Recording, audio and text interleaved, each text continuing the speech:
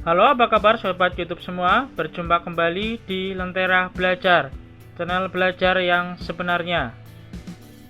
Pada kesempatan kali ini, Lentera Belajar akan membahas soal penilaian akhir tahun mata pelajaran IPS untuk kelas 8 jenjang SMP atau MTS. Pada latihan soal PAT IPS kali ini merupakan part yang kedua. Semoga video ini bisa menjadi referensi belajar sobat YouTube semua dalam menghadapi PAT IPS. Sebelum masuk ke soal, bagi sobat YouTube yang belum subscribe, silahkan subscribe dulu. Jika suka dengan video ini, silahkan like, komen, dan share kepada teman-temannya atau saudara-saudaranya sebanyak mungkin ya. Dan ikuti terus channel Lentera Belajar untuk mendapatkan video-video menarik dan terbaru. Oke, langsung saja menuju ke pembahasan soal PAT IPS.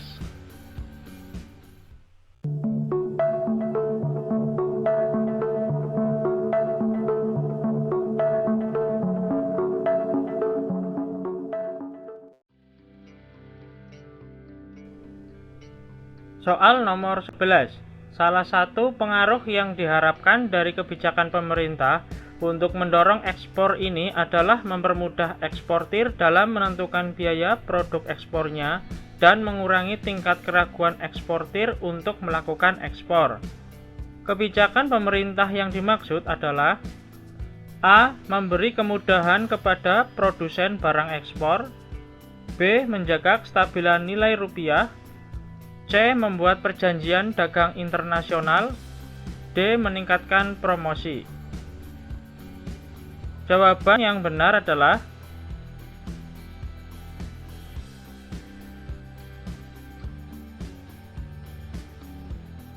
yang B. Menjaga kestabilan nilai rupiah.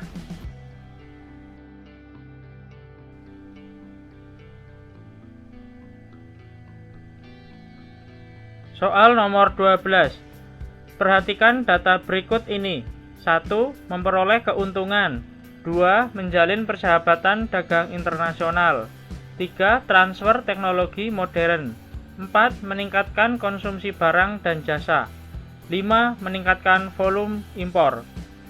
Dari data tersebut, yang merupakan manfaat perdagangan antar negara ditunjukkan pada nomor A. 1, 2, dan 3, B. 1, 3, dan 4, C. 2, 3, dan 4, D. 3, 4, dan 5. Jawaban yang benar adalah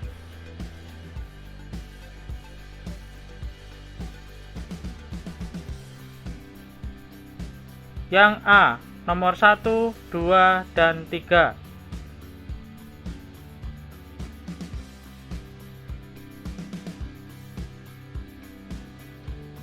Soal nomor 13. Ekonomi maritim atau maritim ekonomi dan ekonomi kelautan atau marine economy adalah dua istilah yang berbeda. Walaupun demikian, keduanya memiliki persamaan, yaitu A. Merupakan kegiatan ekonomi yang hanya dilakukan di wilayah pesisir. B. Bertujuan meningkatkan kesejahteraan umat manusia. C. Bidang usahanya terbatas dalam bidang jasa kelautan dan pelabuhan. D. Merupakan kegiatan ekonomi yang hanya dilakukan di wilayah lautan. Jawaban yang benar adalah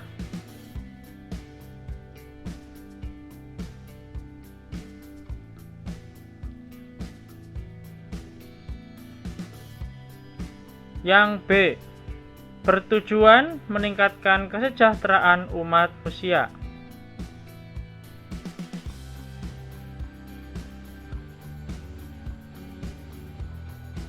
Soal nomor 14. Pernyataan berikut ini yang bukan merupakan tujuan pembangunan di bidang kelautan, yaitu A. Pertumbuhan ekonomi tinggi secara berkelanjutan, B. Terpilihnya kelestarian lingkungan dan sumber daya kelautan, C. Peningkatan kesejahteraan seluruh pelaku usaha, D. Menjadikan laut sebagai sumber utama pendapatan nasional.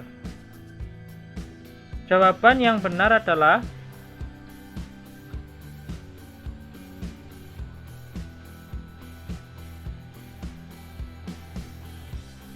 Yang D. Menjadikan laut sebagai sumber utama pendapatan nasional.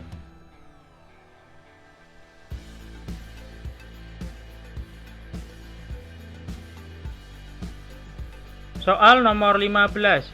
Indonesia merupakan negara kepulauan yang besar dengan potensi kelautan yang besar. Pembangunan dan pengembangan ekonomi kelautan perlu ditingkatkan dengan harapan dapat mendorong pertumbuhan ekonomi. Kebangkitan ekonomi kelautan di Indonesia ditandai dengan perubahan paradigma pembangunan nasional, yaitu A. Pembangunan berbasis produksi menjadi pembangunan berbasis maritim. B.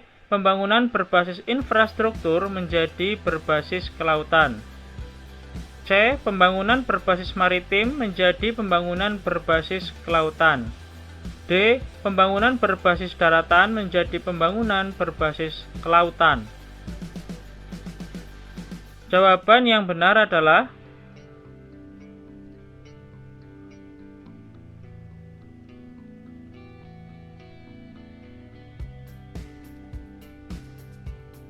yang D.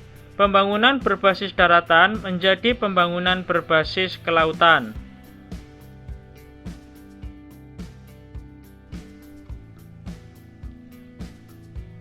Soal nomor 16. Pernyataan di bawah ini menjelaskan potensi agrikultur Indonesia, kecuali A. Salah satu produk agrikultur andalan Indonesia adalah buah dan sayur. B.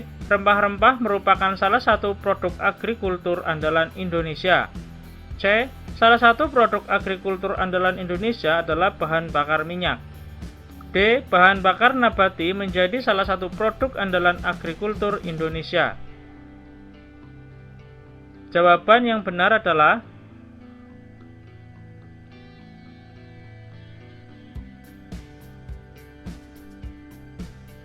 yang C.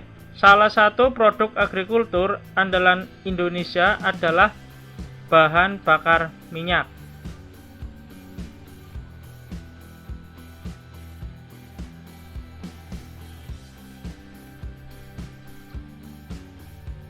Soal nomor 17. Perhatikan data berikut ini. 1. Tidak terpengaruh musim. 2. Alih fungsi lahan non-pertanian menjadi lahan pertanian. 3. Skala usaha pertanian pada umumnya relatif kecil. 4. Kurangnya penyediaan benih yang bermutu. 5. Akses terhadap kredit, teknologi, dan pasar rendah.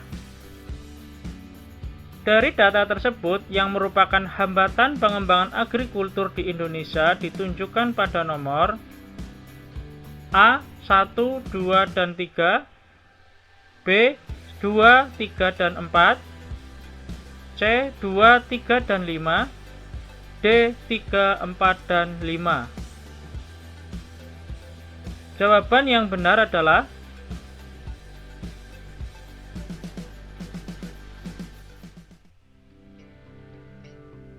yang D. Nomor 3, 4, dan 5.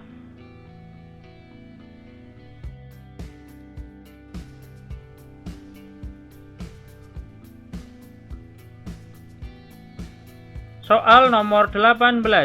Dalam mengembangkan agrikultur di Indonesia, perlu dibangun sarana dan prasarana seperti jalan, listrik, pelabuhan.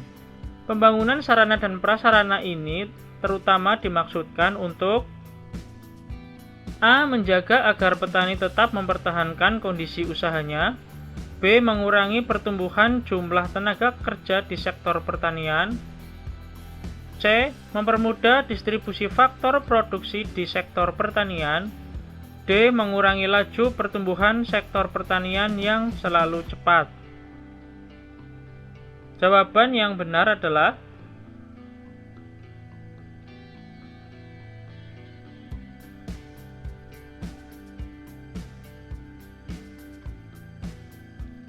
yang C. Mempermudah distribusi faktor produksi di sektor pertanian.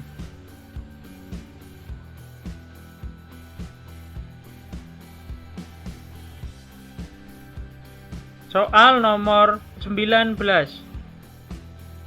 Pendistribusian kembali pendapatan masyarakat kelompok kaya kepada masyarakat kelompok miskin, baik berasal dari pajak ataupun pungutan-pungutan lain sebagai salah satu bentuk jaminan sosial yang dilakukan negara kepada masyarakat, disebut A. Redistribusi nasional, B. Redistribusi pendapatan, C. Redistribusi pajak, D. Redistribusi horizontal.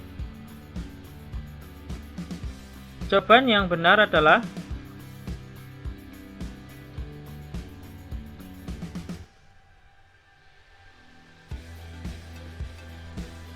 yang B. Redistribusi pendapatan.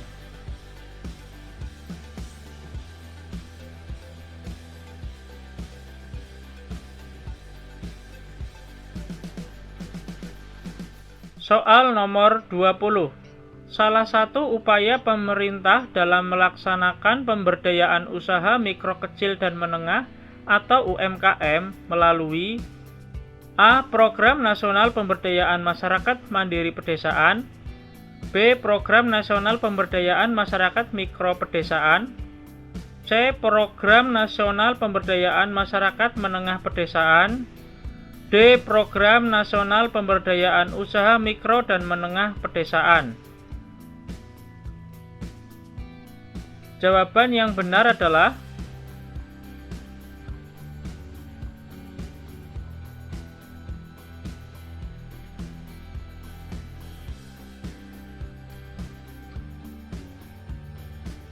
yang A. Program Nasional Pemberdayaan Masyarakat Mandiri Pedesaan.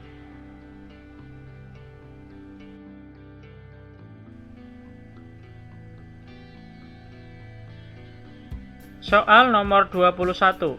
Salah satu program pemerintah dalam rangka redistribusi pendapatan di Indonesia adalah program pemberian jaminan akses kebutuhan dasar bagi rakyat bawah, dilakukan melalui A. KUR dan UMKM, B. BLT dan KUR, C. BLT dan PKH, D. PKH dan PNPM. Jawaban yang benar adalah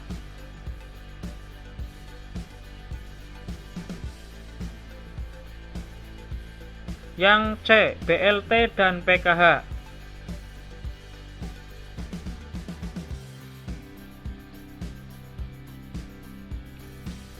Soal nomor 22. Di bawah ini merupakan alasan pentingnya pengembangan usaha kecil, yaitu A. Usaha kecil kurang menyerap tenaga kerja dan mengurangi daya beli. B. Usaha kecil melibatkan banyak tenaga kerja dan mempertinggi daya beli. C. Usaha kecil menambah diskriminasi pendapatan antara kota dan desa. D. Usaha kecil mudah dimasuki dan dapat menambah angka kemiskinan. Jawaban yang benar adalah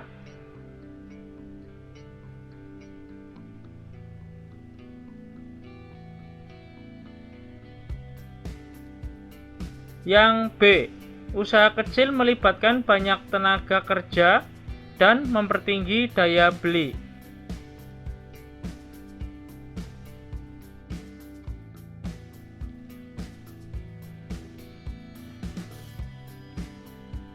Soal nomor 23.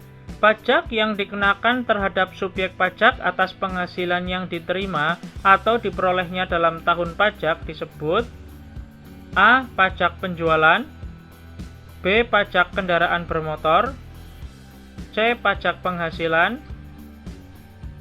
D. Pajak bumi dan bangunan. Jawaban yang benar adalah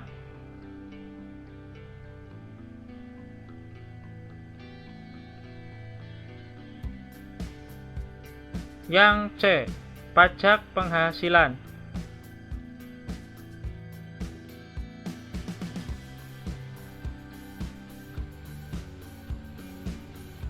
Soal nomor 24. Pajak yang ditanggung keluarga dan biasanya dibayarkan satu paket dengan perpanjangan masa berlaku STNK adalah A. Pajak kendaraan bermotor, B. Pajak bumi dan bangunan, C. Pajak penghasilan, D. Pajak pertambahan nilai. Jawaban yang benar adalah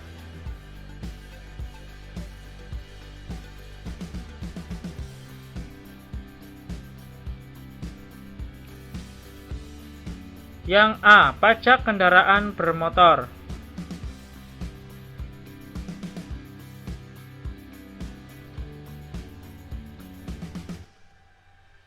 Soal nomor 25. Perbedaan kondisi alam dan perbedaan musim di benua Eropa dengan benua Asia mengakibatkan perbedaan hasil bumi yang berbeda juga. Salah satu daya tarik yang membuat bangsa Eropa datang ke Indonesia adalah A. Indonesia menghasilkan cengkih, merica, kemiri, dan pala. B. Indonesia menghasilkan cengkih, merica, karet, dan teh. C. Indonesia menghasilkan cengkih, merica, pala, dan kelapa. D. Indonesia menghasilkan kopi, cengkih, merica, dan pala. Jawaban yang benar adalah